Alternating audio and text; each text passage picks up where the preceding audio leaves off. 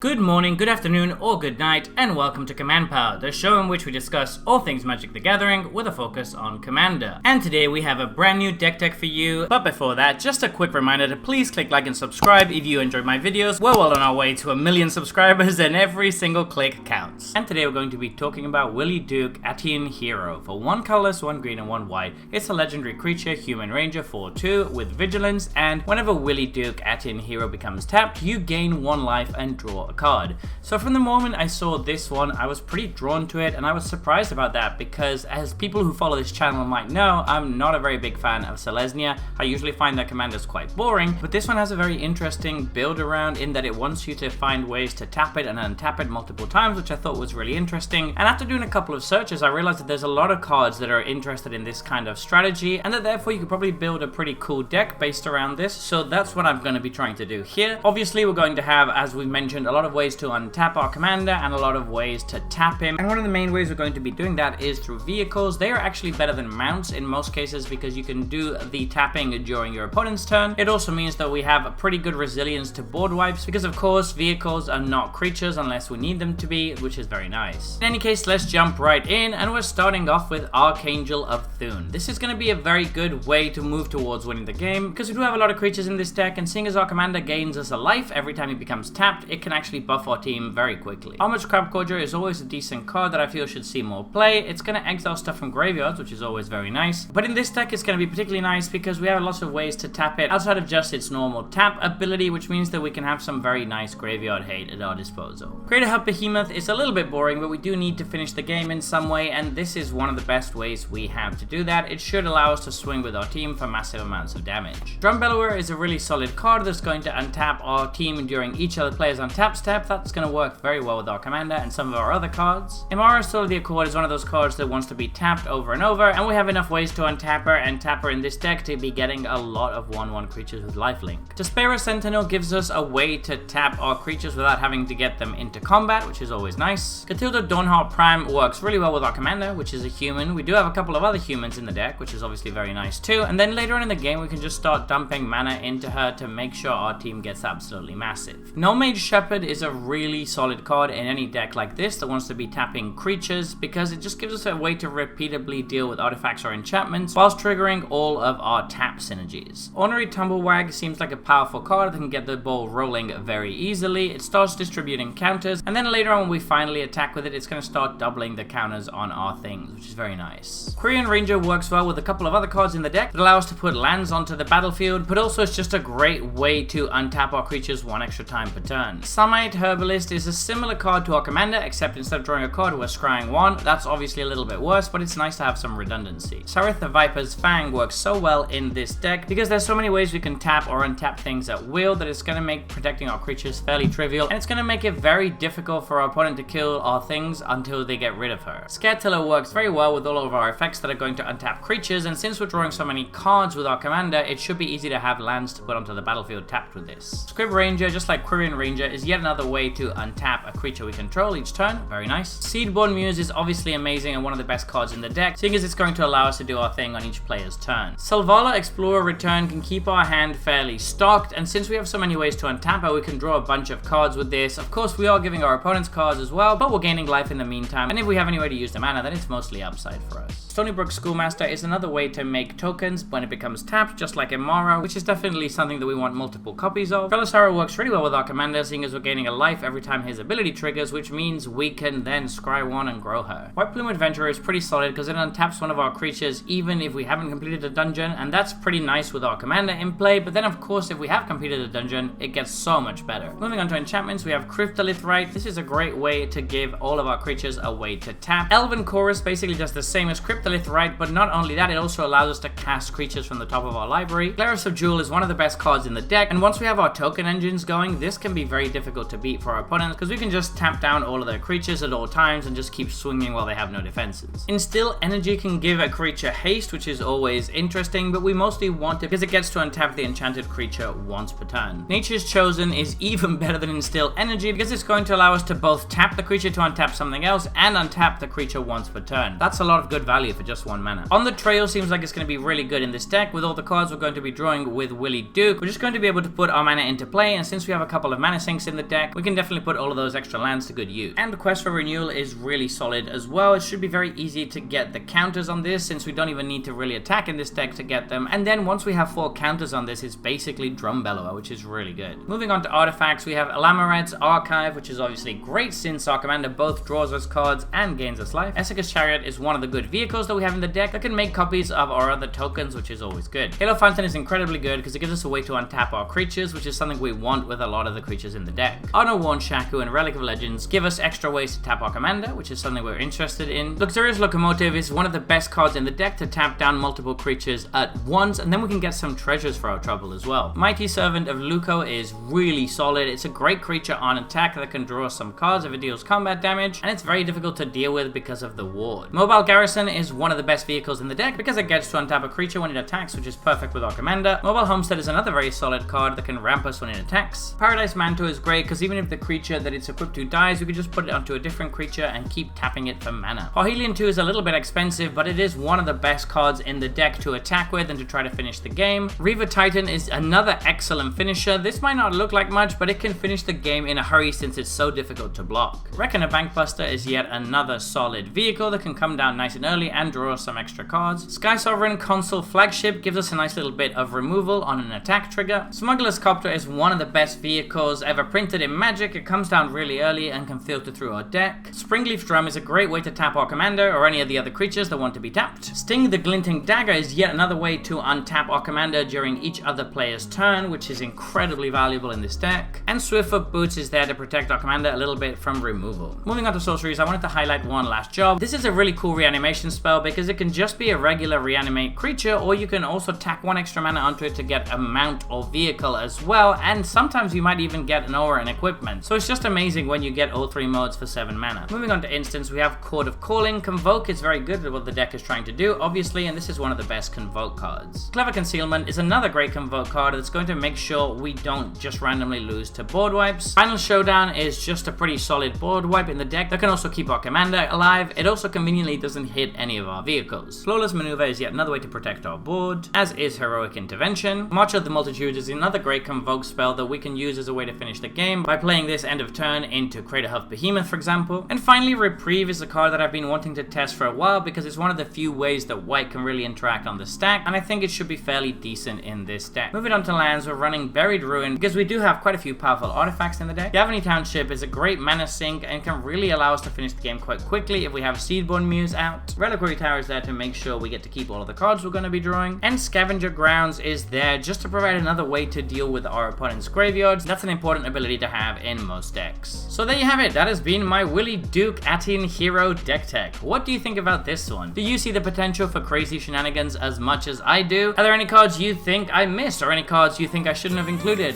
Let me know in the comment section below. I make sure to always read all of your comments. And if you enjoyed this video, don't forget to click like or subscribe. It really helps the channel. And until next time, take care.